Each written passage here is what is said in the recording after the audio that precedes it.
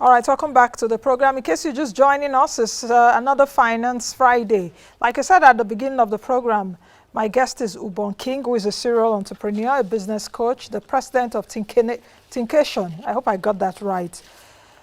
He's joining me from Lagos. Hello, Ubong. Mr. King, welcome to the program. How are you doing? Nancy, I'm doing well. Thank you for the opportunity to be here. How is Abuja? It's a wet morning. It's actually wet. It's raining outside. You know, it's really raining here in Abuja. But what a day to have you on the program. Let's cut to the chase very quickly. Let me start with this open question.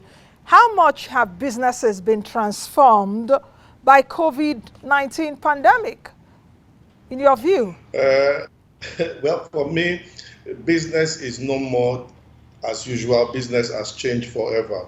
Now you have board meetings, you have different meetings that are going online. So the question is, why do I need an office anymore? Why do I need a big office anymore? If my staff is in different places. Now, remember, we had a traffic problem in the world, in the country, in the state. So if I have a meeting by 10 o'clock and I have to wait for staff, I don't need that. I can say, okay, we'll have it via Zoom, and then I can have it at the exact time, and everybody do their presentation, and it's gone. So business has changed forever. That's what COVID has done. You know, during the Great Lockdown, now we call it a Great Lockdown because it's a lockdown that affected every part of the world. You know, coronavirus pandemic is in over 200 countries, millions and millions and millions of confirmed cases across the world. It also comes with growing anxiety, growing panic, growing fear, helplessness, loss of jobs, loss of businesses. As a business coach, how do you expect us to navigate, or what do you tell your people how to navigate this period where we are helpless, we are fearful, we are anxious, that even as I think about my business, I shouldn't also contract the infection? I think the first thing we should always understand in business, because that is a part a lot of people do not take into cognizance, is that between every two mountains of success, there's a valley of failure. If you ever succeed, if you're ever going up a mountain of success, know that on the other side is a valley. You are coming down. So the question is, what do you do between two mountains? Because nobody prepared for COVID-19. COVID-19 is actually a deep valley. And you need to know that in a valley, you need to have a bridge. A bridge is how you connect from one level of success to the other, and that is with people. How do you manage people? Because in business, you have three components that are necessary. One, you have the product. Two, you have the opportunity. And the third one is the customer. If you don't have a customer management system and they're able to do any opportunity they have, they will leave you. They will leave you. So you must be able to engage your customers at all costs. And attention is the secret of ensuring that your business stays afloat. Keep your customers engaged. Engage them every single time, whether on social media, and that's the easiest way. And then from there, you can have, okay, how do I communicate? How do I connect with them? And begin to do that. So I think that's what COVID-19 has revealed to us, that you cannot do business in one way, but find multiple ways of connecting with your customers. Now, let me dwell a bit on that in terms of connecting with your customers, because we've seen a lot of businesses even move online as a result of the pandemic. Some were actually online even before the pandemic. I had this question over the weekend when I was a guest at an entrepreneurship program, and one young lady did ask me the question, how do I ensure trust with my customers online? You know, because most businesses have migrated to social media right now, online. How do you build that trust? What's your own view about it? I gave her my answers, though. Well, every answer is always practical. It depends on which one ever works for each person. And I tell people that one is that for any successful business, there are 5 stages. The first stage is the awareness stage, whereby you keep telling the people about it. Now, they'll begin to know you about your product, what you say. It gets to the awareness stage.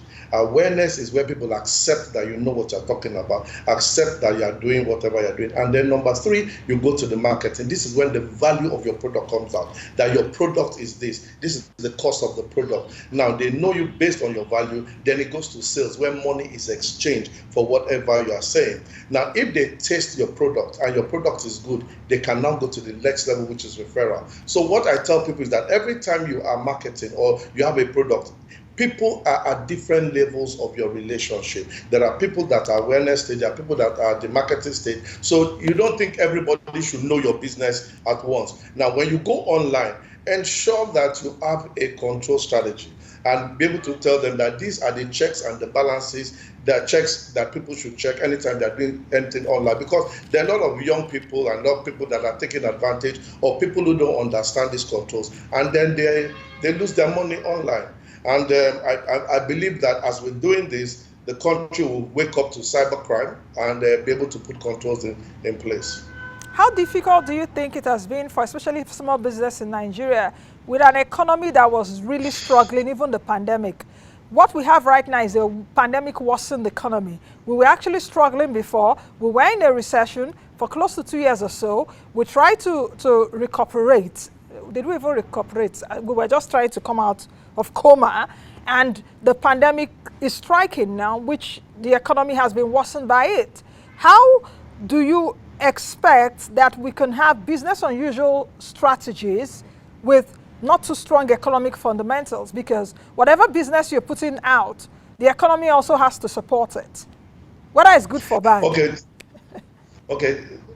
First of all, I'll say something to everybody, that there's a secret which we all have and we must understand it, and that is the Global Competitive Index report. Now, that document is what every entrepreneur must read and must be able to break it down into pieces. The indices in that report tells you where the opportunities are. If your road on your street is bad, then that means you can start a construction company. If there is no food in your area, you can start a farm.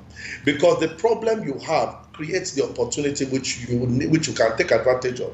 And that advantage, if you take it, put a value on it. And I'll give you a practical example. Whenever I drive to the office, there's a young man who is, who hawks handkerchiefs on the road, and over time we have created a relationship. If I see him, I just give him a stipend. I don't need to buy the handkerchief, I have enough. But I now notice that during the pandemic, nobody will want to do that. What did he do? He moved over to face masks, he moved over to the shields and everything, and he's still selling. We'll identify the problem, find the solution, and then put value on it. If you think people will be coming to your shop to come and buy it as usual, that era has changed. You need to move with however the business world is going and quickly get into it, find out what the system, and think long term.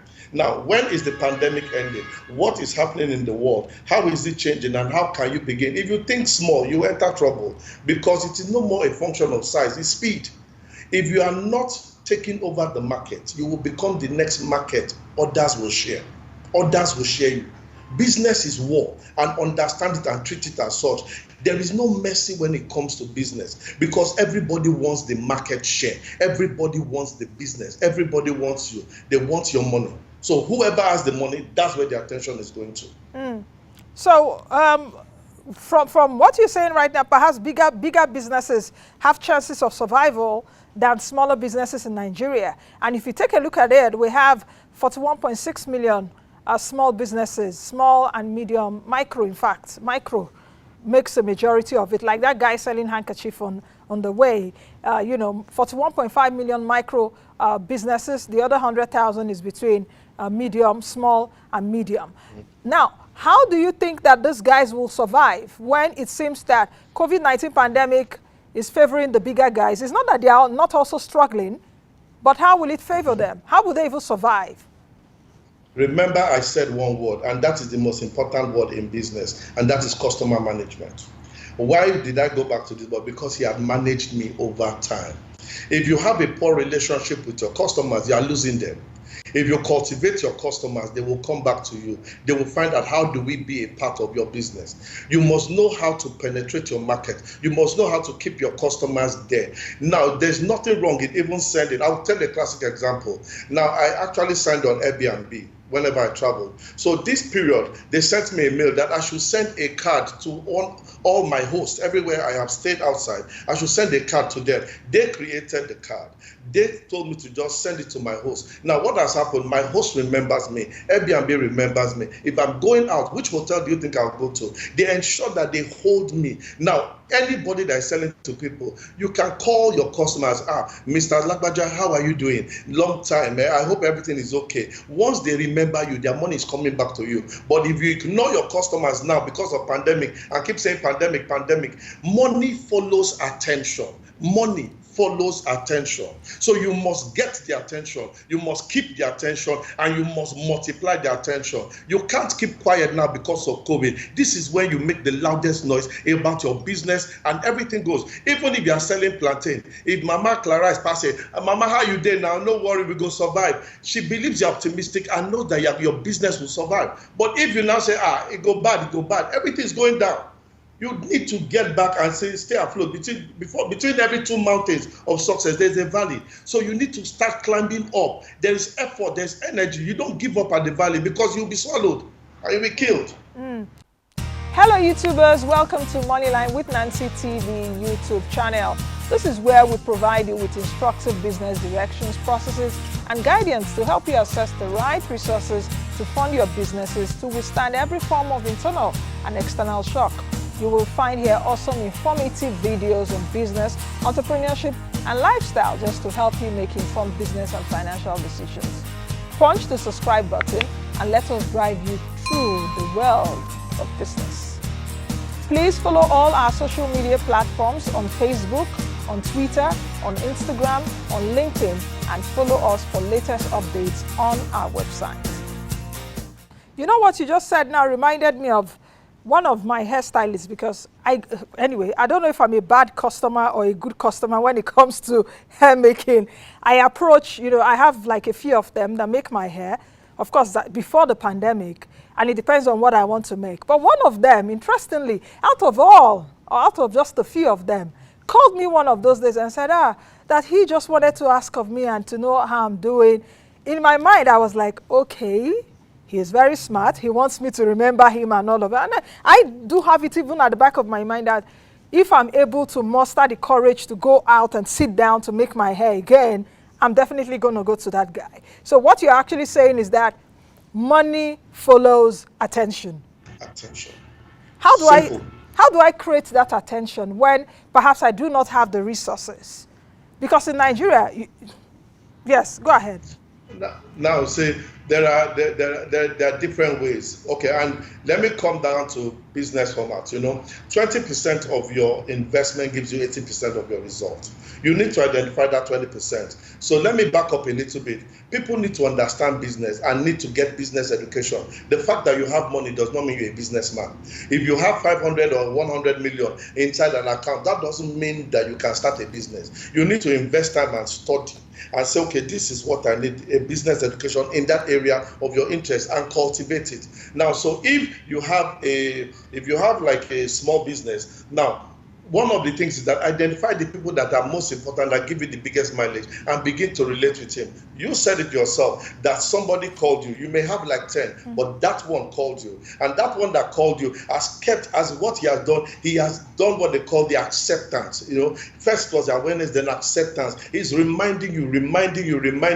If you want to buy, you first think on him. He now becomes one of the options amongst others. The more he does it, the more you will get friendly with him. And you must continue to do this. Because remember I said, if you don't take over the market, there is an effort to take over the market. You become the next market others will share. And if we look at the growing population of Nigeria, we need to understand that every day children are being born. So there are more mouths to be fed. Land space per man in this country is depreciating every single day. And every single day it depreciates. Remember, do we have all that we take to feed the people? Because people are hungry. They will find the money. If your business is what they need, they will go for your business. So you must keep on knocking at those people, and there are different ways. You can actually you can call them, you can send a message to them, you can send them a thank you note, and sometimes I believe a direct physical letter is important, and sign the document and say thank you for your business. We know that this is a tough time. We're always ready to partner with you. Whatever you want us to do, let way and Okay, let's talk a bit about the business education part, which I think is very key. you said it earlier that even if you have so much money, that does not make you a businessman. You know, why do you think that there's that deficiency of business education in Nigeria? You know, and it's playing out even in the way we do businesses and even our business landscape in Nigeria. So I didn't get your last question. Okay, I did ask earlier about the business education part, which you talked about. Why do you think that as Nigerians we are deficient in that? Of course, my show has been doing that for years now, trying to bridge the gap. But why do you think we are so deficient in knowledge, business knowledge? You did say actually earlier, if I have money and I want to start a business, that does not make me a businessman or having adequate knowledge with that. I think, first of all, let me thank you for what you do, because a lot of people know a lot of things about money management. In short, you even question their understanding of business by your show, and I salute you for that. Now, right from when we were growing up, they only taught us go to school, get good grades, and then get a job. So from the time I was 7, 8, 9, 10, my ultimate aim is to get a job. Now, note that getting a job is not always the solution. People need to start. If a country needs to survive, they need entrepreneurs. They need people who will create these businesses that will create jobs. So for that to happen, you must begin to sell them. Look, how do you create business? How do you create business? How do you do this? How do you start a business? And now, they don't have those in schools. Even when you go to the university, they teach you textbooks. And by the time you finish reading, going to schools and reading the old things, to come and fight in this competitive time, you are outdated. So people need to do self-help. And I tell people that for me, I had to train myself. I came out of school, not with very fantastic grades. I started in places that were, unbecoming. I started by taking care of people's pigs. I became a security guard for 3 years. But I always looked at there was success in this industry. So I went to read about it. I developed myself. Every young man or young woman that's outside there, after your university, educate yourself on that subject you want to do. Spend time in the morning, spend time in the evening, and then practice it. You are authorized to fail. Make mistakes. When people tell you that you're a failure, they lie to you, because in school, when you fail, it is wrong. But in life, when you fail, you are right. Because on the path of success, failure is constant. You are permitted to fail. Let's stop telling our people that you cannot fail. Because if you fail, you learn something. The worst thing that happens to anybody who fails and doesn't learn anything is that you stop trying. But when you fail, you ask the right question. What did I do wrong? How did I do wrong? I did not get here in one day. I am not an instant success. I worked my way. There are scars on my back. Now, let's talk about businesses, because I've always said it on the program a few times, that we see businesses that do not last more than the age of the founder or the age of the owner. Unlike what we see abroad. You see companies abroad that are living through generations. Their grandchildren, their great-grandchildren, great-great-great-grandchildren are still eating from the profit and the reward of the business founder. Why is it like this? Is it because we have a dysfunctional economy? Or is it because that our business acumen, what I'm looking at the population, we do not have it like you alluded earlier, or we have this sole entrepreneurship kind of mindset. I don't want to collaborate with anyone. I want to be the chief executive officer and everything of my business. Okay, let me answer it by saying there's family-owned business, and there's also business that live over time. Now, so if it is a family-owned business, now, right from when your son or your daughter is of the knowledge age, it is important to begin to tell them about money. Now, many of our parents, based on tradition, refuse to talk to their children about money. They expect you to find out about money when you are 30 years old. The minute your son or your daughter can wear clothes and they ask, tell them how much. Tell them what it costs to have a house. Tell them how much it costs to buy fuel. My children, I will tell them to hold the money and pay the bill. When they hold the money, they have to learn to count the money. They have to learn to collect the change. So it begins to be an education for them.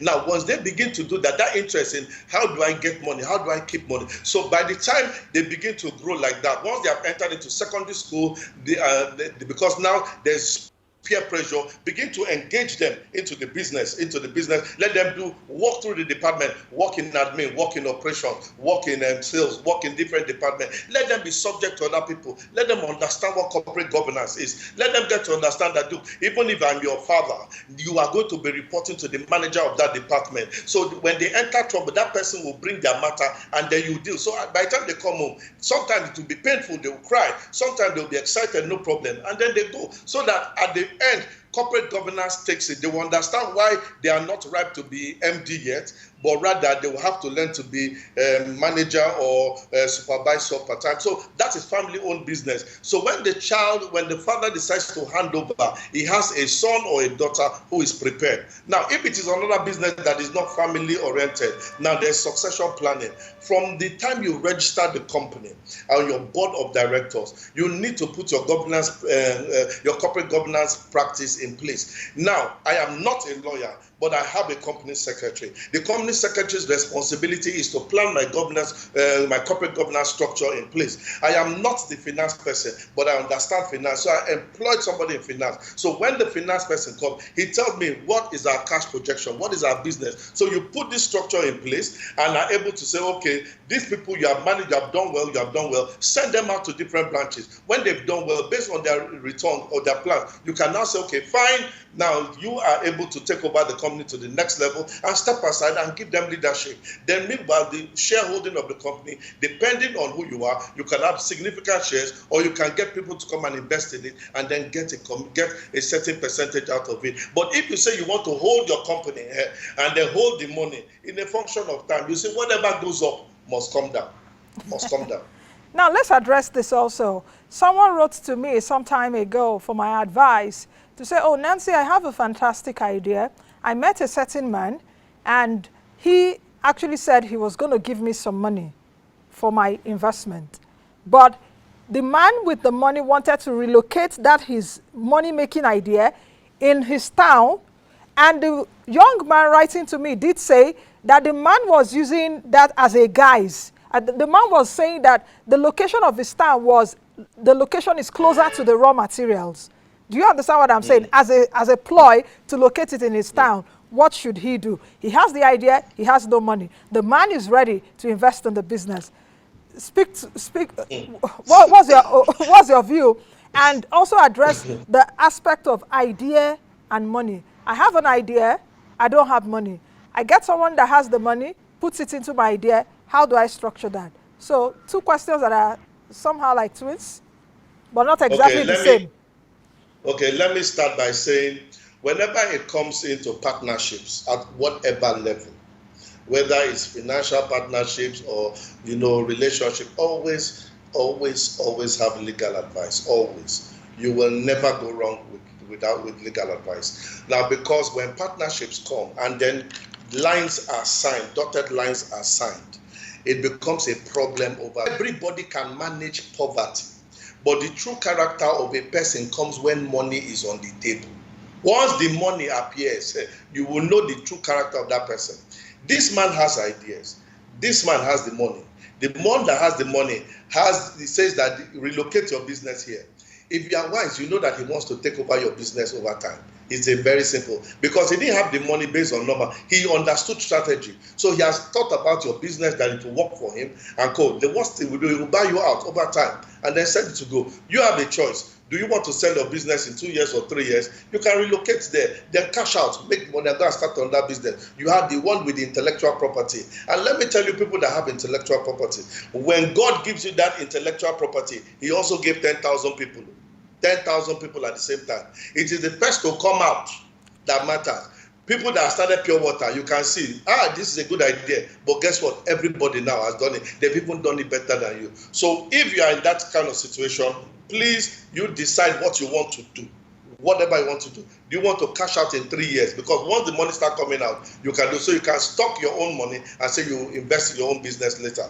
Number 2 is the person that has idea and does not have money, or you have small money and then you will now call, maybe somebody has given you money. Please, go and ask Google. Google will tell you, if you have 100,000, this is the kind of business you can do. You have 200,000. I always tell people, follow your passion, because on the path of success, there's always pain. there's always pain. So once you are going that way, and then the pain begins to show, it is the pain and the desire to succeed that allows you weather the pain. Because whether you like it or not, you will see the pain. The scars will be there. So be ready. It is your passion and your desire. I need to see this happen. That will make you survive the painful period. If you survive the pain, it is gain that you're waiting for. Simple. Gain that you're waiting for. So I want you to still answer that my question, which is idea and money. Which one supersedes? Because it seems that, yeah, go ahead. Idea and money, both of them have weight. Now, because in the cash flow quadrant, whoever, you have the person that is an employee, you have the self-employed person, and you have somebody that is a business owner, you have an investor who are the 5%. An investor is someone that has money. He sees your business. He has studied your management, they can do something, so he leverages on your business and says he will invest in it. That is what has made all the big tech companies in the world, go where they are because of the investment of people. Now, but you have an idea. One of the things we always tell people to do is scale your business to what you have. You have an idea. And I always tell people, idea is always the first stage. When you have idea, put it down in black and white. And then where do you want to go? I tell people, compartmentalize it. 1, 2, 3, 4, 5, 6. What are the things you need to do? Yes, you have the idea. Who needs it? Who are my market? Where are they? Define your customer avatar. If you are selling baby shoes, the wrongest place to go to is to go to a bank to sell baby shoes. Nobody will buy it. But if you say you're going to a primary school or a church where people come out with children, you can attract. You can't sell ice cream in a bank. Go to where people come out, especially children. That is your target market. So your product is to a target. So you identify your target market and go to that place. Whatever you do, you can start small and then scale up. Then you must understand your money management. Because if you don't understand money management, a lot of people, they get with money and then they say, okay, they're going to buy business. Take, for example, you have 50,000 naira. You now go to buy shoes and then you come back and sell it for 60,000 naira. Did you make profit? Yes or no? The answer may be yes, the answer may be no. Yes, you make 10% gross profit, but did you take into cognizance your transport? Did you take into cognizance your feeding? Did you take into cognizance your warehousing? Did you take into cognizance the overheads? If the overheads are not put in place, then you lose it. So those are the kind of things. So I always tell people, study the money of your business. Study the money of your business. If you don't know the money of your business, you are going to contribute into other people's business. That's all. Study the money of your business. If not, you will contribute it to other people's business. How do you handle the issue of perhaps partnership, collaboration, and that of competition? I've seen quite a lot happen in Nigeria, especially with young people. You see like a few people coming together. At the end of the day, the splits, everyone goes on his own. How do you handle the issue of that collaboration as well as competition and partners? A successful partnership. I don't know if I know we'll have examples, but none is coming to my head right now. I don't want to call the name of one bank, though. Successful partnerships. You understand what I mean? Yes, how do you handle that? Okay, like you said, you don't want to call brands. I will also try not to call brands. There are some eateries you go to now. They sell something like a combo, a pack. Once you buy their food, there is a certain drink that is attached to you. So now what they've done, that is a collaboration, which is good. Because from there, they are able to make money together. Now, another one is like the foundation is you don't start a business because you have money. Get the education, understand what you need for that business, not the money. Understand your how to start a business. What are the fundamentals? Because your business will grow. So if you are planning for your business to grow, start right by getting always advice and legal support. Because when you are going into partnerships, I said earlier on, everybody can manage poverty, but the true character of a man comes when money begins to appear. Now, because you don't have any money now, your business is small, nobody's talking. But when you begin to play a bit at it, you now begin to understand that, look, your business, what value is this person bringing into your business? That's one of the things you need to understand. What value? Never go into any collaboration with somebody who is not adding value to your business. Never do that. It's a waste of So executive time. how do you monetize that value? That is the problem. Do you understand what I'm saying? And how do you Yes, I equate know. that? I Yes, how know. do you I monetize know. and equate that No. value? If someone comes to me now and say, I want to partner with you, and I see the person, okay, fine. First of all, I will speak to myself, why is that person partnering with me in the first place? What value is that person There, bringing to me? there are three things. One can be strategic asset. The person has good strategic understanding. The person knows what to do. That's strategic asset. Number two is that the person has social capital. Social capital whereby the person has access into what you need. Because some people have products, but they don't have customers. Remember I said the triangle for success is customer, products, and opportunities. That once you have, if you have customer and you have product, you don't have opportunity, you don't have a business. You have customer, you have opportunity, no products, you don't have a business. So you must ensure that if you are going into a business, you must have the partnerships that connect all this. Otherwise, you will have your store with your products and nobody to do that. So if the person has social capital, one, if the person has financial capital, or if the person has strategic capital, these are the kind of people you bring into your business to be able to push your business to the next level. And anything you are doing, remember, I emphasize, please document it down. Otherwise, when they appear before you with a legal position, you will be shocked that they'll take your company and all the resources that they have. Somebody, and I say, look, financial capital is important, strategic capital is important, and social capital is important. Yes, it's very, very important. In this day and age, now with COVID, you must understand that technological capital, tech cap, is also important. Where is the tech going to? How do you queue into tech? How do you partner with people that are in tech to help you, do the things that you need to do and get the mileage you need to get to? If you don't do that, then you are losing out. Okay, now look at these people now. Some eateries now, people used to come and sit there and eat, but they don't do that. They now have to partner with logistics companies who will deliver for them. Some of them set up their own delivery companies, which is, well, it's not bad, but if you don't have skill in something, why do you have to take 100% of the risk when you can outsource it to somebody and share profits? So that you have different risks that you're managing at each time, and then you go to sleep. People want to do all and be all and do all, and it doesn't work. It doesn't work. And even payment systems. If a payment system is properly verified, payment system is captured by another platform, and they're good to go. And then you keep the relationship with your partners. Don't be like a big boy or a big girl. Keep the relationship with all your partners and find out where they're going, what's their plan, and have that strategy meeting as much as possible. What do we do? How do we do? Because your neighbor is competing against you. Remember, if you do not take over the market, you are the next market they will share.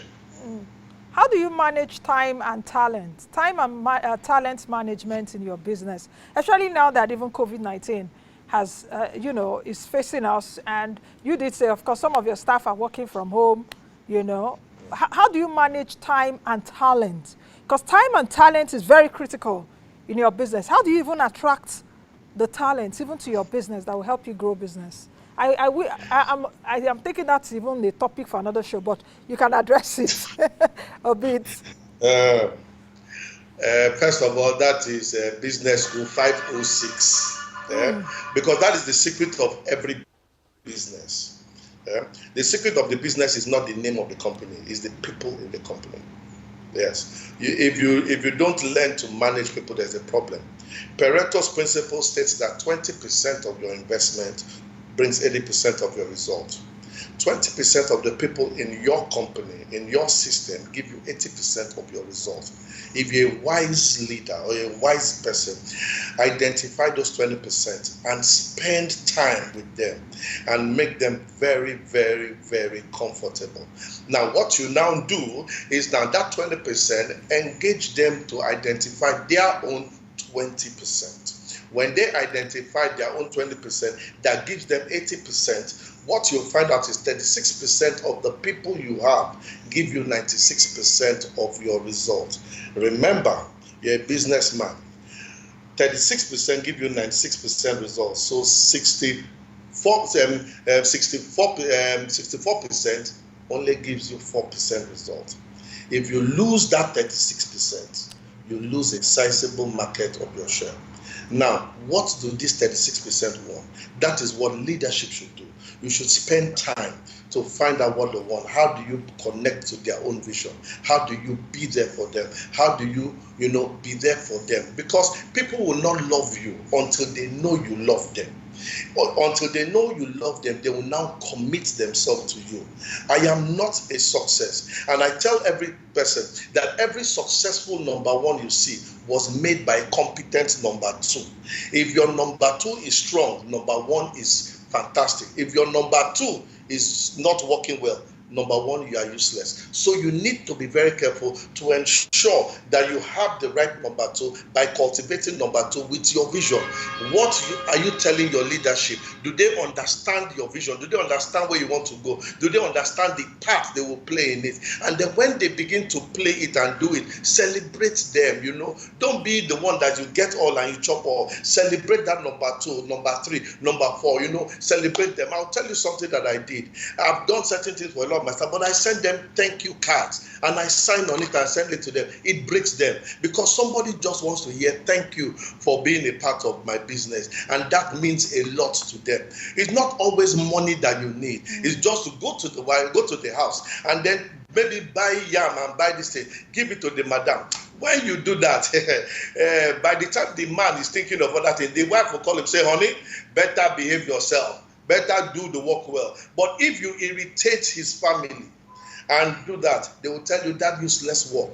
They'll push you out. So if the man is a star, ensure that the wife is happy. If the wife is the star, ensure the man is happy. Because sometimes you may need them longer than they have signed for. And they'll be there for you if you push yourself.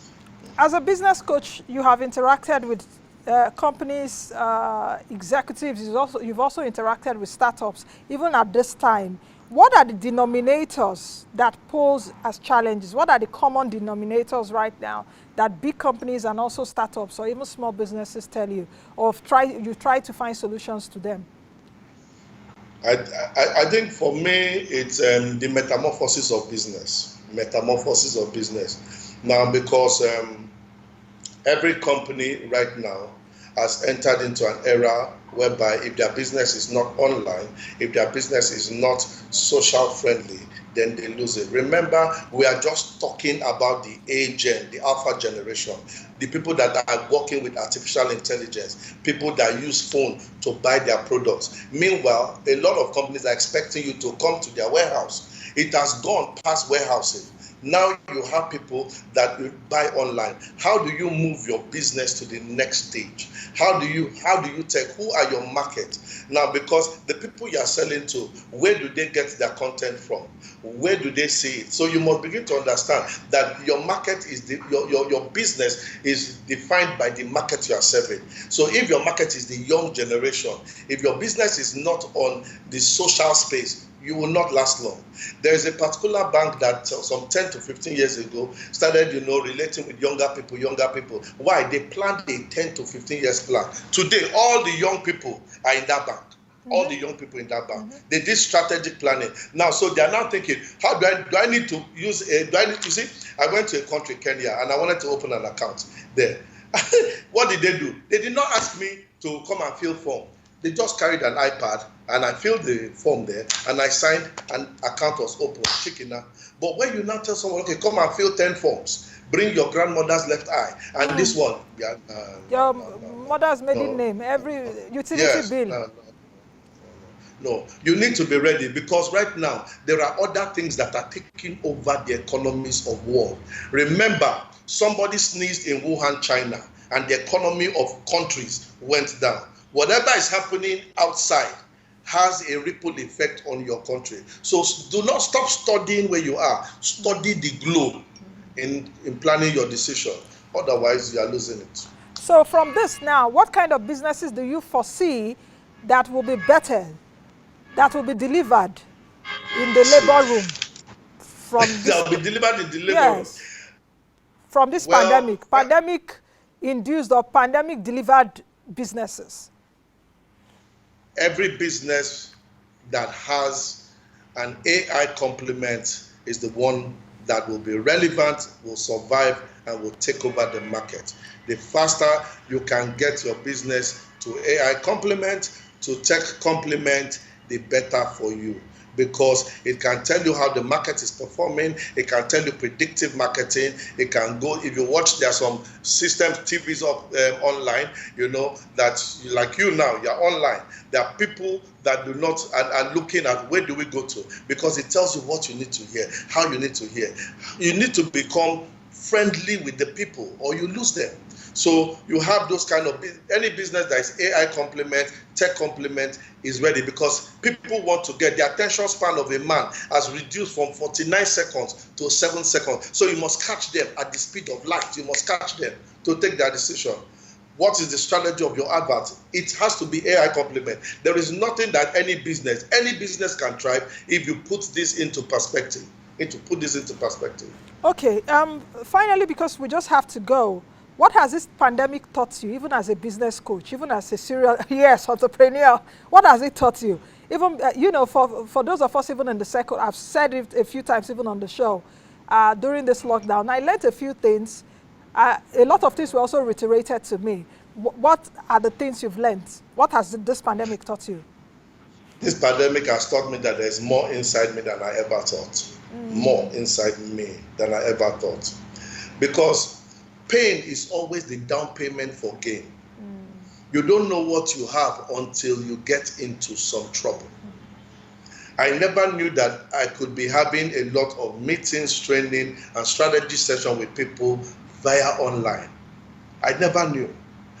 On my phone, I started, okay, if I don't have a crowd to speak with, I started going on Insta Live on my phone every day. And I found out that there are people streaming from different parts of the world. Yeah, so now my market is no more local. I have gone global. Yes, because I did not allow the pandemic to hold me down. Rather, I opened my mind to what opportunities are there. That is number one. And number two is that when you stop learning, you stop growing. I think we'll leave it at that. Thank you very much, Ubong King, for joining me today. It's been a strategic sessions. It's been like, let me use this balance, basbos, everywhere, you know. I hope that my viewers have gotten one or two things from it. I will have you again subsequently. In fact, what was coming to my mind is that perhaps, Nancy, you need to do, how do you become a millionaire? That will appeal to my viewers. So my team should put that down. We can look at it sometime to come. Thank you very much, Ubong King, for joining me today. All right, I've been speaking with Ubong King, who is a serial entrepreneur as well as a business coach. We've been talking about growing and sustaining your business during this pandemic. Thank you for watching our video. Please hit the subscribe button below, turn on post notification to follow all our updates.